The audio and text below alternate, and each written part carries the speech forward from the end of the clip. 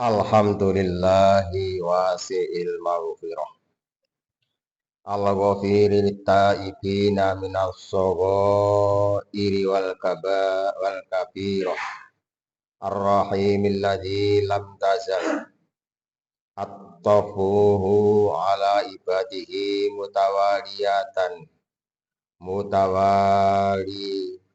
mutawatirah ahmaduhu wa ashkuruhu ala ni'amihil mutawafirah wa ashhadu an la ilaha illallah wahdahu la syarika lah syahadatan arju bihan najata fid daril akhirah wa ashhadu anna muhammadan abduhu wa rasuluhu sahibul ayati wal mu'jizati bahirah. Allahumma salli wa sallim ala sayyidina Muhammadin abduhu wa rasuluhu wa ala alihi wa sahbihi nujumiz zahirah. Amma ba'du, faya ibadallah ittaqullaha haqqa tuqatihi wa alamu annallaha aujaba alaina an natsruka dzunuba jami'a fatarku syai'in la yumkinu illa ba'da ma'rifatih wa dhanbu ibaratun an kulli ma huwa mukhalifun li amrillahi ta'ala fitarki au fi'li. Hadirin jamaah Jumaah rahimakumullah. Monggo kita tansah ambudidaya amrih tambah lan kiyatipun keimanan saha ketakwaan kita dhateng Allah Subhanahu wa taala. Anggenipun inggih boten sanes kanthi ningkataken pangertosan lan pengamalan kita dhateng dawuh-dawuh perintah lan cegahipun Allah Subhanahu wa taala. Sebab tanpa mangertosi perintahipun boten mungkin kita saged ngamalaken perintah. Semanten ugi tanpa ngertosi cegahipun boten mungkin kita saged nilaraken awisan kalawan. Mangertoso bilih Allah majibaken dhateng kita nilar maksiat lan dosa samudayanipun kang mongko boten mungkin kita saged nilar menapa kemawon sakderengipun kita mangertosi pundi ingkang kedah kita tilar.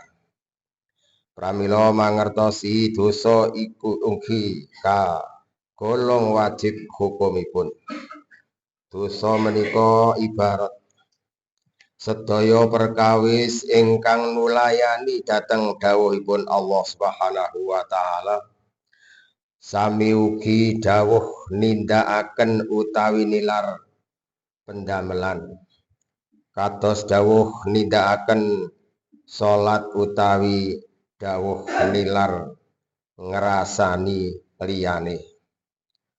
Sedaya menika dawuhipun Allah nulayani dawuh kasebat menika dosa lan duraka nilaraken dosa menika wajib.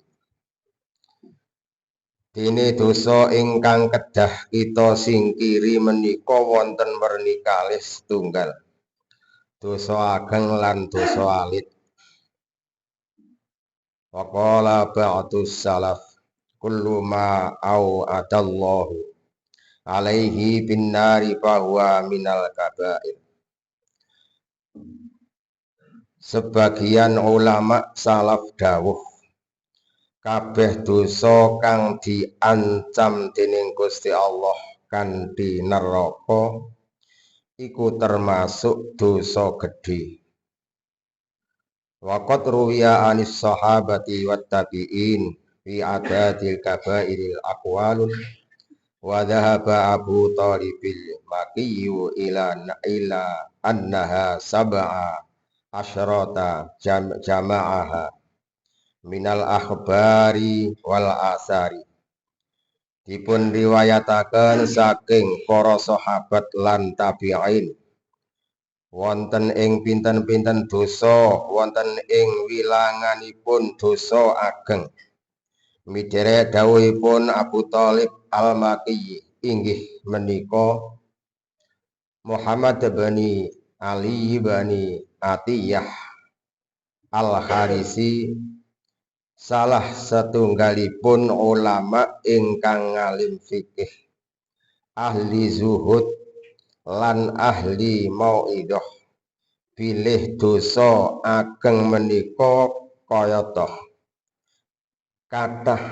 kathahipun wonten ing 17 ingkang dipun rangkum saking dawuh-dawuh hadis lan asar. Sekawan saking 17 menika manggen wonten ing manah. Setunggal nyeputhaken dhateng Allah Subhanahu wa taala, kalih netepi maksiat, 3 megot saking rahmatipun Allah, lan sekawan ngraos aman saking sandupayanipun Allah. Ingkang sekawan malih manggen wonten ing lisan. Setunggal kesaksian ingkang palsu. Nomor kalih ngarani zina dhateng tiyang ingkang kareksa. Nomor 3 sihir, lan nomor sekawan sumpah palsu kados kagem ngleresaken barang ingkang batal lan batalaken barang ingkang leres. Salajengipun ingkang 3 saking 17 kala wau manggen wonten ing padaran. Setunggal nginum arak lan sedaya perkawis ingkang mendemi. Nomor kalih mangan bandanipun lari yatim kanthi aniaya. Nomor 3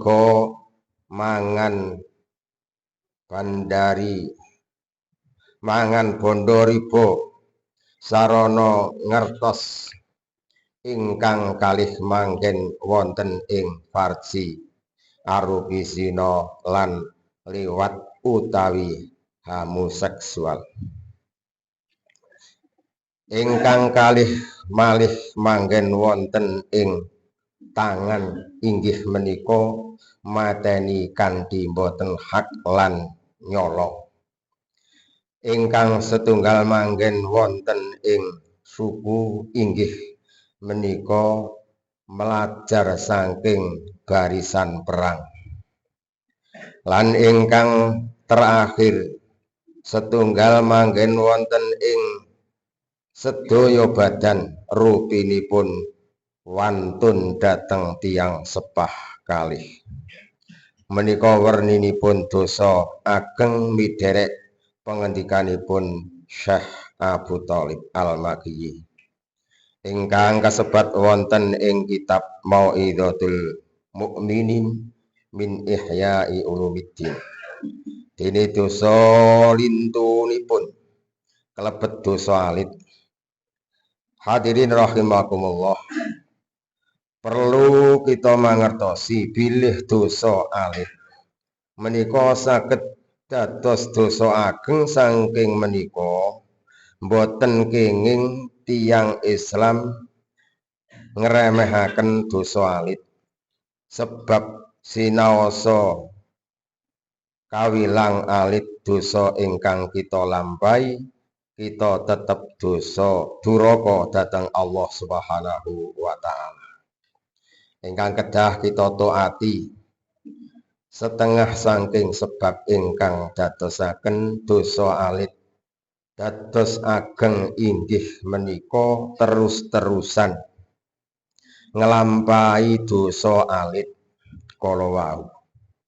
sehingga wonten dawuh la saghirata ma'a israrin wala kabirata ma'al istighfar.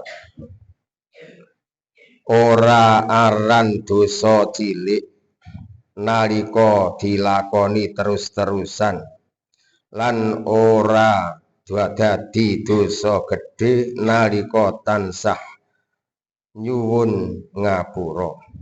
Ateges dosa ageng ingkang nate dipun lampahi selajeng dipun getuni lan boten dipun lampahi malih menika insyaallah langkung saged dipun ajeng-ajeng pangapuntenipun Allah Subhanahu wa taala tinimbang dosa alit ingkang terus-terusan dipun lampahi. Setengah saking sebabipun malih inggih menika gegampang dateng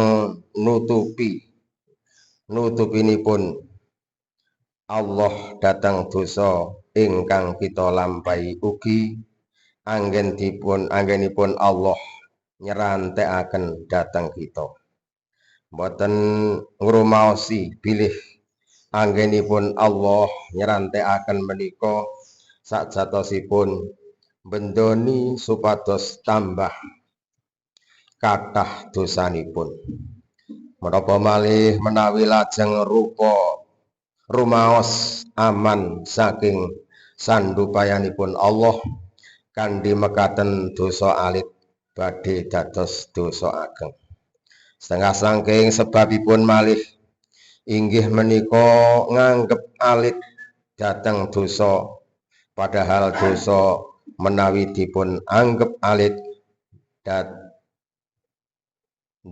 dening kawula dosa kasebat badhe dados ageng wonten ing ngarsanipun Allah Subhanahu wa taala.